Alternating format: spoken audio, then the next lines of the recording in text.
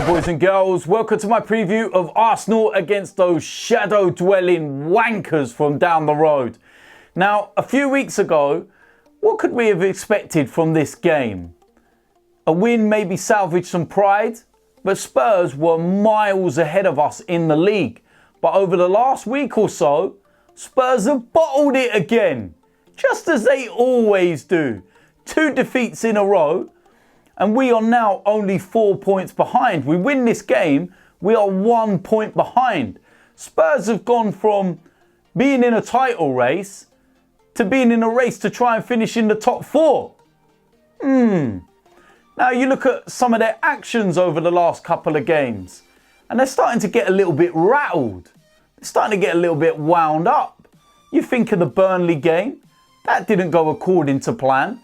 They turned up thinking they were going to win that. Look at what Pochettino did at the end of the game with Mike Dean. If your manager's doing that, just shows you ain't got no control over what your players are doing either. You go to the Chelsea game, that was a complete shambles for them as well. Harry Kane throwing around headbutts at Azpilicueta.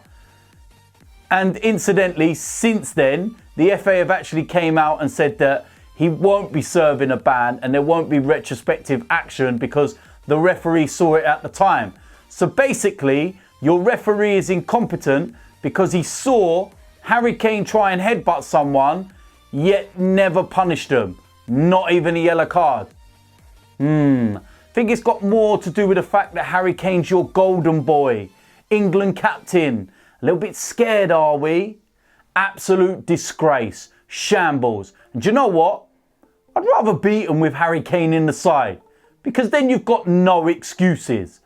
We need to go into this game with the same kind of mindset that we did in the league game at the Emirates earlier on in the season. We completely bossed that game from start to finish. Slapped them about. Put 4 past them. Could have been more. We were absolutely sensational on that day. And today, it's still one of our best performances this season. You cannot go into these games and take anything for granted though. At the moment, we're the form side. And they are the side that are going through a dip. But it could easily change around. Especially at Wembley. Especially when there's going to be about 75,000 of their mugs cheering them on. There's going to be a little 2,500, 3,000 of us in a corner that are brave enough to go down there. And we're going to have to make ourselves heard. We're going to have to try and be some kind of 12th man for the players. But that said, the players shouldn't need firing up for this game. They shouldn't need telling what this game means. They should know. Every single one of them should know. They've already experienced it earlier on in the season at the Emirates. A lot of the new guys have said they've never felt anything like it. Lacazette even said that the atmosphere was unbelievable, just like, wow. And we need to do it again. And we need to go and put a performance in, lay down a marker. Top 4 is in our hands. It's as simple as that. Win our remaining games, we are back in the Champions League next season. I cannot get any more simpler than that. Now, in terms of the 1 to 11, we've got a selection headache. Unai Emery has got to decide on a few decisions as to who he's going to play. And you know what? It's the first time in a long time that he's actually felt like that. And it's the first time in a long time that he's got to make those decisions. But you know what? I'm not going to argue with it. I'm actually glad about it. And yeah, with that said, let's go and get into the predicted 1 to 11. Starting off in goal, Leno.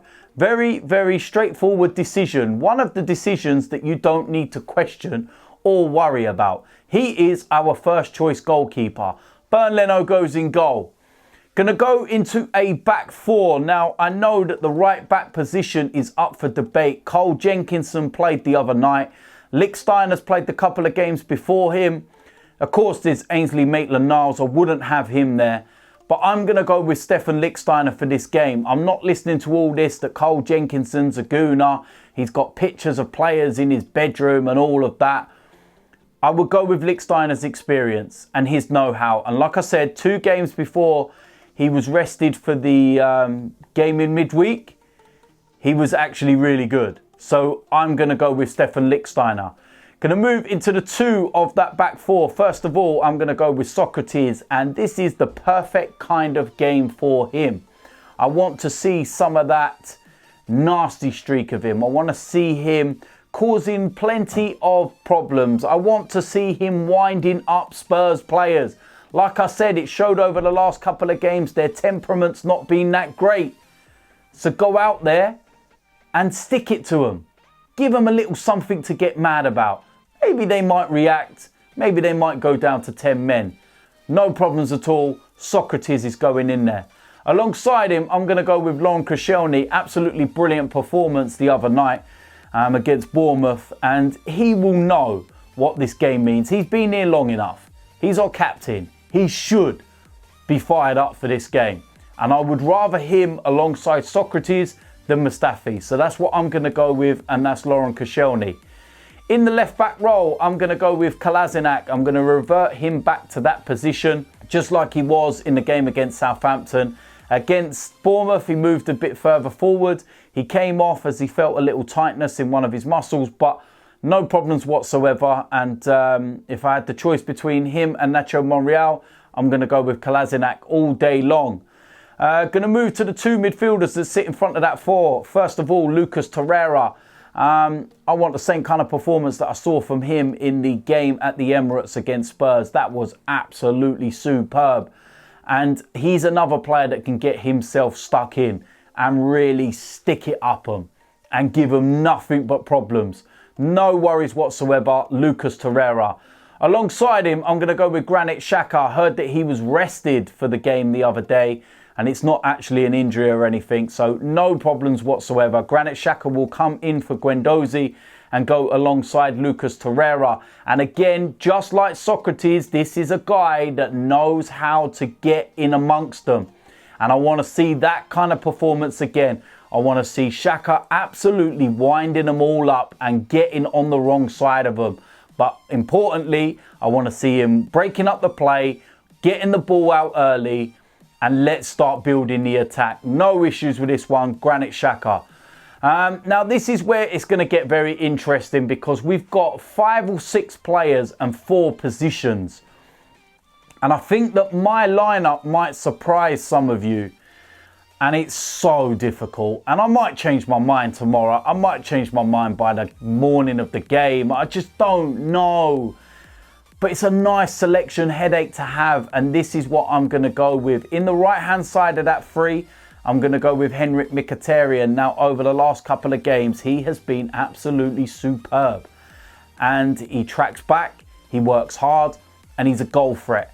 So there's no issues whatsoever. Henrik Mkhitaryan's going there on that right-hand side. On the left of that 3, I'm going to go with Alex Iwobi. And the balance of him and Mkhitaryan on either side can cause Tottenham's fullbacks a lot of problems. And that's where they're dangerous and we need to push them back. And I feel that those 2 will do that job effectively. Iwobi though, you get the chances, you've got to deliver. Final ball has to be on point. And you've been here long enough and you're an Arsenal boy, so you know what this game means. Alex Iwobi. In the middle of that 3, I'm going to go with Mesut Ozil. I've got no issues with this whatsoever. The last few games since he's been back, he's been absolutely superb. And the game against Bournemouth, he was sensational. But you know what? You need to produce in this kind of game. Away from home to Spurs. If you put the kind of performance in that you did against Bournemouth at Wembley, then we can start talking. No issues, I'm going with Mesut Ozil. Up front, as the main striker, I'm going with Alexandre Lacazette. And yeah, the one that's missing out is Aubameyang. And it's such a tough decision to make. But Lacazette, as the main focal point and striker, is the better one. And I've got no issues with this. He will get himself in and amongst that back 4. And he will cause problems. And the reason why I'm saving Aubameyang is because I feel that he could be perfect to bring off the bench with 20 to 30 minutes to go. You look at the games like Fulham Leicester, when he's came off the bench and he's impacted it so good, that's what I'm hoping for and that's what I want to use. So to start with, I'm going to go with Alexandre Lacazette. So there we go. That is my preview. That is my predicted lineup. It's a massive game. We lose this, we go 7 points behind them. And I think catching them is over and done with. And we do just have to concentrate on the 4th place. We win, we go a point behind them. And anything is possible. So I don't need to say no more. The players should know what this means.